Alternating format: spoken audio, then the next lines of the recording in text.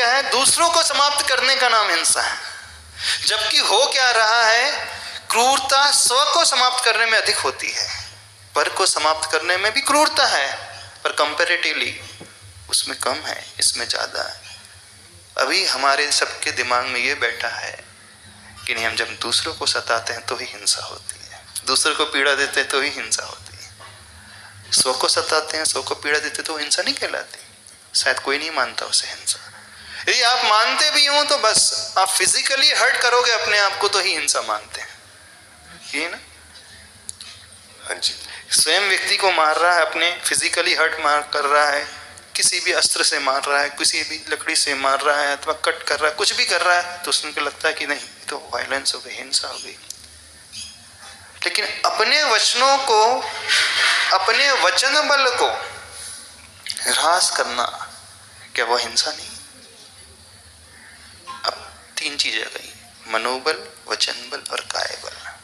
अब हम आपसे और पूछना चाहते हैं, एक केस ये है कि व्यक्ति अपनी फिजिकल हिंसा कर रहा है, कुछ कर रहा है। एक है अपने शब्दों को, शब्द बल, वचन बल को पतन कर रहा है, और एक मनोबल को पतन कर रहा है। अब कौन सी ज्यादा खतरनाक हिंसा है? कि हम अपने मन को नीचे की ओर ले जा रहे, वो ज्यादा खतरनाक हिंसा है। हाँ?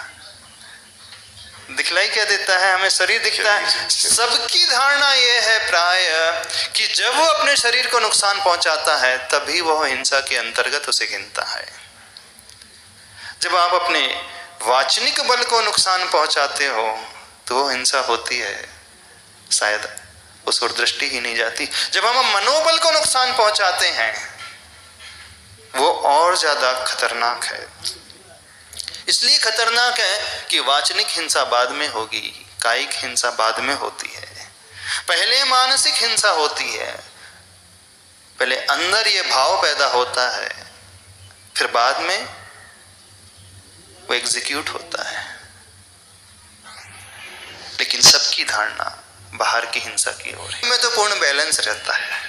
जब हम कह रहे कर्तव्य तो वहां पूर्ण बैलेंस बना रहेगा, और जहां बैलेंस है वहां आनंद है, और जहां इम्बैलेंस है वहां दुख है। कहीं पर भी उठा करके देख लो, जहां इम्बैलेंस हुआ वहां से दुख आना प्रारंभ हुआ। मन में इम्बैलेंस हुआ, दुख हुआ। वचन में इम्बैलेंस हुआ, दुख हुआ। शरीर में इम्बैलेंस हुआ, दुख हुआ। आपकी गाड़ी में इम्बैलेंस हुआ, दुख हुआ। आपके व्यवहार में इम्बैलेंस हुआ, दुख हुआ। आपके उठने में इम्बैलेंस हुआ, दुख हो जाएगा। आपके सोने में इम्बैलेंस हो जाएगा, दुख हो जाएगा। आपके खान पान में इम्बैलेंस हो जाएगा तो शरीर का स्वास्थ्य बिगड़ जाएगा।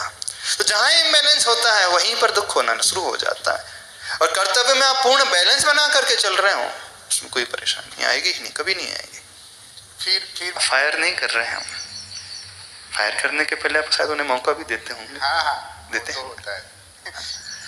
तो जब मौका दिया जा रहा है उस पर वो परफॉर्म नहीं कर रहा है तो इसमें फिर आपका क्या दोष है?